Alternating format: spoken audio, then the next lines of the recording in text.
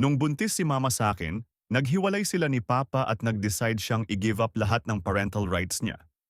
Hindi ko siya kailanman nakilala o nakausap.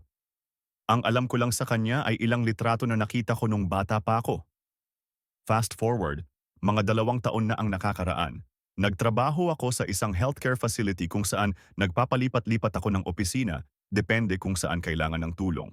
Isang umaga, chine-check ko yung schedule ng mga doktor. Napansin ko yung pangalan ni Papa sa listahan. May appointment siya sa opisina sa tabi ng pinagtatrabahuhan ko. Sabi ko sa sarili ko, ang weird nito pero malamang hindi ko naman siya makikita. Dumating yung oras ng appointment niya. Biglang pumasok siya sa opisina ko. Diretso siyang lumapit sa akin at sinabi, "May appointment ako kay doktor." Grabe, tumitibok yung puso ko ng sobrang lakas kasi alam kong siya yun. As in, pagkakita ko pa lang sa kanya, sigurado na ako.